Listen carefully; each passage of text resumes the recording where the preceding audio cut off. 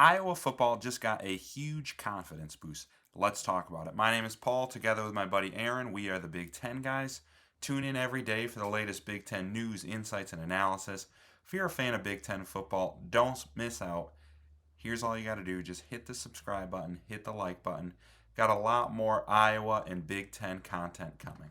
Um, so Iowa, they had the early season loss to Iowa State. A lot of people kind of wrote them off after that.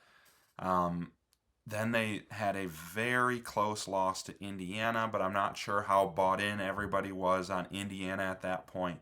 But as we start to see more and more football, I think we're learning this Iowa team is a very, very good football team, and they're dangerous. And finally, they're starting to get some respect on the national level, and this should be the boost they needed to really start talking about the Iowa to the playoffs conversation. Because if they win against Oregon next week, that conversation is going to be in full force. But it started earlier this week with famous college football analyst Joel Klatt. He started talking about it, and he's just like, what's the difference right now between Texas and Iowa? Why is Texas number 20 in the country and Iowa is unranked? And he's like, honestly, the difference is Iowa should be ranked higher than Texas. Like, breaking down Texas's schedule, like that Ohio State game, 14-7 looks kind of close. It wasn't that close. Their offense was garbage. They never moved the football. You knew the whole time that Ohio State was going to win that game. Then they lose to a bad, unranked Florida team. They have one good win over Oklahoma, but their quarterback had just come back from injury. It's a rivalry game. You never know how those are going to go. But, as you continue to watch this team, they back-to-back weeks just played bad SEC teams and went to overtime with them. And, I don't know how they pulled that Mississippi State loss or win out.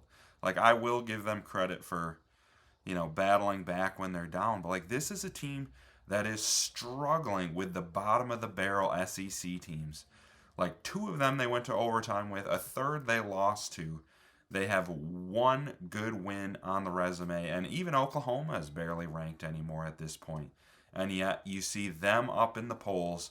And you see Iowa, who, same as Texas, two close losses. Iowa State on the road rivalry game is a much better loss than the Florida game. And then Indiana coming down to the wire against what I honestly think might be the best team in the country is super impressive. And then, I think it's just all this SEC bias has really killed the Big Ten this year. Because, Iowa's not going to they're not getting any respect from anyone for this Minnesota win. But, that is a 5-3 team who had just beaten the brakes off of Nebraska, who has ranked wins that Cincinnati is ranked and Nebraska beat them. Nebraska is a good football team, but Minnesota kind of took it to them. Because the Big Ten is a good, deep conference, but they're just not getting that same level of respect. And then I just also want to add in there, if Iowa and Iowa State played again right now, no doubt in my mind, Iowa would whoop them. It was Gronowski's first big game. Iowa was still trying to figure it out. So many new pieces. Obviously, shoulda, coulda, woulda, it counts as a loss. But, we're punishing a team for an early regular season non-conference game against a Power 4 opponent, and I hate that. There is no reason Iowa should not be ranked right now. And this is not just a Texas versus Iowa debate. There are so many SEC teams that have been propped up. I saw a stat. This is 2 weeks old now, so things have changed a little bit. But there was 1 week where there were 10 5-2 SEC teams, and all 10 were ranked. And there were 11 5-2 Big Ten teams, and only 5 of them were ranked. That is absolutely ridiculous. And you look at a team here's Tennessee. All of their wins are against bad teams. Not a single one of their wins is over a Power 4 team with a winning record. And then same thing with them. You see them going to overtime with a bad Mississippi State team. You see them barely squeaking by a Arkansas team that is very bad, lost by like 30 points to Notre Dame. And this is in Tennessee. They barely beat them. Like, they're giving up 30 plus points to a bad Kentucky team. Like, this is a Tennessee team that has done absolutely nothing. And they're just getting credit based off of what they did last year. And, like, what did they do last year? They went to the playoffs, lost by 100 points to Ohio State, and then lost their star quarterback in the portal. Like, why are they propped up this high? And it's easy to see just, like, breaking through the spreads for this week.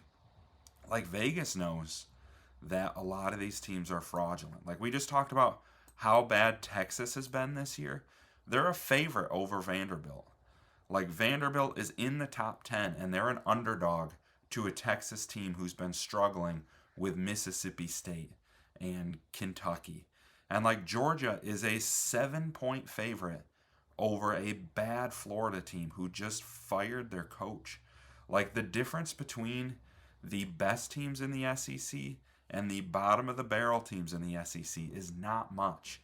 And yet, because every single team is ranked, they're getting credit. Like, every win is a great elite win. Every loss is like a tough loss against a great squad. Like, and the Big Ten is just not getting that same respect right now. Like, even Alabama, like, they're at the point in the year they have like 4 ranked wins, so everybody's high on them. But like, they should have lost to South Carolina. They got so lucky not to lose to South Carolina. And they also got pummeled by a Florida State team who I don't think is even going to make a bowl. And yet all of a sudden, like, oh, Bama, they're getting all these ranked wins. But, like, yes, when every team in the SEC is ranked, you're going to get a lot of ranked wins. But, like, they're not that impressive. But then on the flip side, if you switch this to the Big Ten and look at some of these spreads, like Ohio State is an 18.5-point favorite. Illinois, no respect at 5-3. They're almost a 2-touchdown favorite over a bowl team. Indiana, almost 3 full touchdowns on the road against a good Maryland team. Like, this is a conference with elite football. Like, I truly believe Ohio State and Illinois are a full leg above every single other team in the conference. And even Oregon and Iowa, and I could show you Michigan down here, is a 3-touchdown favorite against Purdue. But yeah, Oregon, Iowa, Illinois, like, these are good football teams. USC and Nebraska tonight should be a matchup between two teams in like the 15 to 20 range at a minimum. Like, these are both 6-2 teams. They're both teams who have ranked wins. They're both teams whose losses are close and to ranked teams, except for obviously Minnesota wasn't ranked when they beat Nebraska, but Nebraska's other loss is by a field goal to Michigan. Like, the Big Ten is just not getting the same respect at this point in time. But I truly believe if Iowa goes out and they beat Oregon, they're going to get that respect. They're going to get top 20. And then you look at the rest of their schedule, they'll have another chance to prove it against a tough USC team and a tough Nebraska team. So, like if they go 10-2, Iowa playoffs, no doubt. But this is these are all good football teams. They're just not getting the same national respect that SEC teams are getting. And it's unfortunate, but it's going to get resolved the same way it did last year, where the Big Ten teams are just going to run the SEC teams off the field in the playoffs. And there's going to be a Big Ten champion for the 3rd year in a row, just a matter of who it is at this point. So, Iowa fans, let me know your thoughts and what you think of Iowa moving forward. Love that Joel Klatt is speaking up and giving Iowa the national respect that they deserve. It's been a long time coming. I hope more follow suit. And then don't forget, just like and subscribe on the way out.